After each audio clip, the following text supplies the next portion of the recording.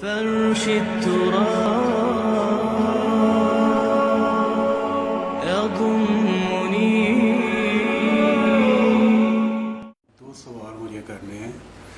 پہلا یہ کہ جو لوگ دنیا سے چلے جاتے ہیں ہمارے بزرگ، ان کو ثواب پہنچانے کے لیے اگر ہم کسی کو بلاتے ہیں، بچوں کو یا کسی حافظ قرآن کو کہ قرآن پڑھے، تو کیا وہ ثواب انہیں ملتا ہے؟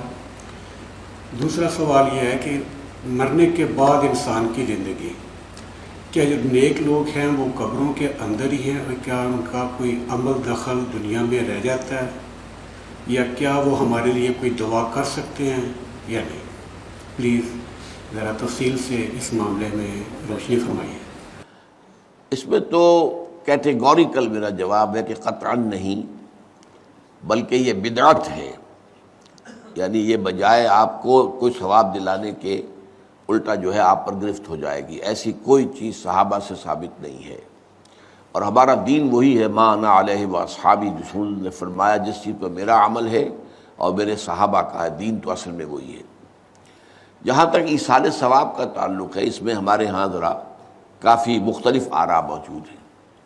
مجھے اس رائے سے اتفاق ہے کہ مالی اگر کوئی عبادت ہے اس کا ثواب آپ اپنے کسی فوت شدہ بزرگ کو منتقل کر سکتے ہیں. مطلب آپ نے کسی بیوہ کی کوئی مدد کی ہے، کسی یتیم کی کوئی مدد کی ہے، کسی دینی کام میں پیسہ لگایا ہے، کوئی صدقہ جاریہ شروع کیا ہے خدمت خلق کے لیے وغیرہ وغیرہ، تو اس کی تو جو ہے اس کے ثواب کو منتقل کیا جا سکتا ہے کہ اللہ اس کا ثواب میرے والد یا میری والدہ کے وہ کو پہنچا دے. جسمانی نہیں. آپ نماز پڑھ کے کہیں اس کا ثواب، یا روزہ رکھ کر کہیں کہ اس کا ثواب، یا یہ کہ آپ قرآن پڑھ کر کہیں، یہ آپ ہی کو ثواب ہوگا. آپ خود پڑھیں گے آپ کو ثواب ہوگا.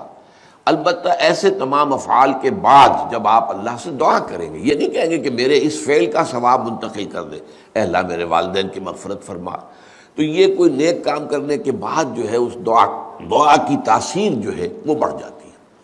بس اس پہلو میں انڈائریکٹلی اس کا ایک تعلق بن جائے گا. ورنہ یہ کہ وہ اس طریقے سے بچوں کو بلانا اور پڑھانا اور یہ جو ہے سوئم میں کرنا اور قرآن خوانی کی محفلیں، یہ سب بدعات ہیں، اور یہ در حقیقت دین میں اضافے ہیں، اور ان کی کوئی حقیقت نہیں ہے. دیکھیے، انسانی زندگی کے یہ 3 دور ہیں.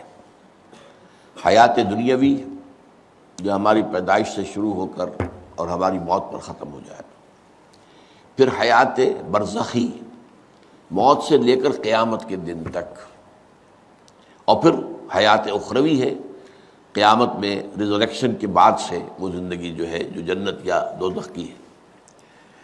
اس میں ان دونوں زندگیوں کے بارے میں تفصیل سے کوئی بات کرنا بالکل غلط ہے، اور اس سے فتنے پیدا ہوتے ہیں.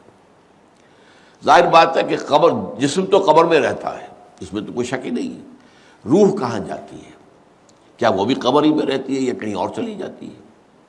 قرآن مجید میں سجین اور اعلیٰ علیین کا ذکر موجود ہے، لیکن یہ تمام چیزیں متشابہات میں سے ہیں. یہ تمام چیزیں قرآن مجید میں سورہ آل عمران کے شروع میں بیان کیا گیا ہے کہ ہم نے یہ کتاب اتاری ہے، اس میں کچھ آیات محکمات ہیں، کچھ متشابہات ہیں.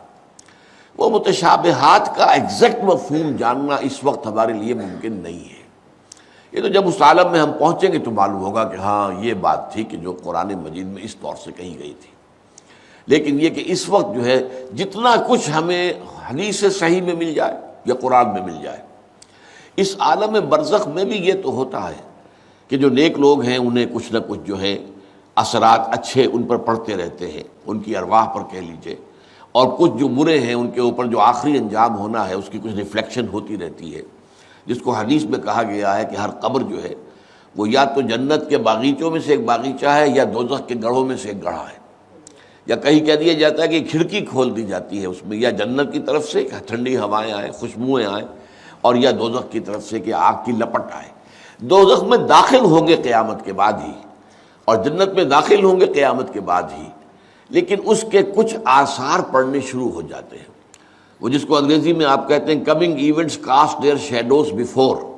بعد میں آنے والے واقعات جو ہیں ان کے کچھ سائے جو ہیں پہلے سے آنے شروع ہو جاتے ہیں. تو اسی طرح سمجھیے کہ جو کچھ آخرت میں کسی انسان کے ساتھ ہونا ہے اس کا ایک عکس جو ہے وہ عالم برزخ میں شروع ہو جاتا ہے۔ اسی لیے قرآن مجید میں یہ بھی آیا ہے کہ یہ جو آل فرعون تھے یہ صبح و شام جہنم پر پیش کیے جاتے ہیں، اور قیامت کے دن پھر کہہ دیا جائے گا ادخلوا آل فرعون النار، ان کو داخل کر دو آگ کے اندر۔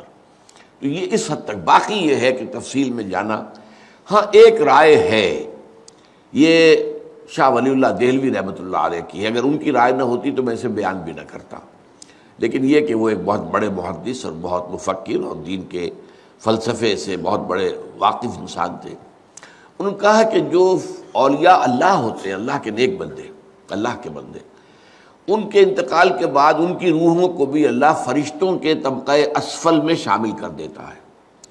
یہ فرشتے ہیں نا، اس وقت بھی موجود ہیں، ابھی شاید اگلے ہی جمعے میں وہ حدیث جو ہے اس کا بیان آئے گا کہ جب بھی کسی گھر میں، اللہ کے گھر میں کچھ لوگ اس لیے جمع ہوں کہ اللہ کی کتاب پڑھیں اور سمجھیں اور سمجھائیں، تو ان کے اوپر فرشتے گھیرا ان کا ڈال لیتے ہیں، اور ان پر اللہ کی طرف سے سکینت نازل ہوتی ہے اور رحمت نازل ہوتی ہے، اور اللہ ان کا ذکر کرتا ہے فرشتوں کے پاس، دیکھو میرے بندے، تم کہتے تھے یہ فساد مچائے گا، دیکھو یہ بھی تو ہے نا جو میرے کلام کو پڑھنے کے لیے میرے گھر میں جمع ہیں۔ تو فرشتے ہیں موجود، ہم میں سے ہر ایک کے ساتھ 2 فرشتے موجود ہیں۔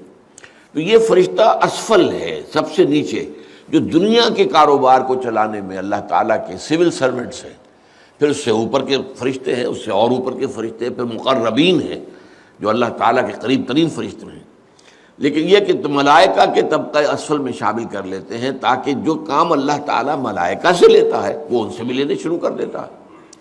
لیکن ہمیں یہ اجازت نہیں ہے کہ ہم فرشتوں کو پکار کر کہیں کہ اے فرشتے، اے جبریل، اے میکائیل، یا فلاں، اے منکر، جو یا میرے جو ہے کرامن کاتبین، میرا یہ کام کر دو، نہیں، یہ شرک ہو جائے گا۔ اسی طرح ہو سکتا ہے کہ انبیاء کی ارواح جو ہے وہ بھی اللہ تعالیٰ نے شامل کی ہوئی اس لشکر کے اندر، وہ کام کر رہے ہوں اور وہ اللہ تعالیٰ کے حکم سے مختلف معاملات جو ایگزیکیوٹ کرتے ہوں، لیکن ہم کسی کو پکار نہیں سکتے۔ بس یہ اگر آ گیا میدان تو یہ پھر جو ہے شرک شروع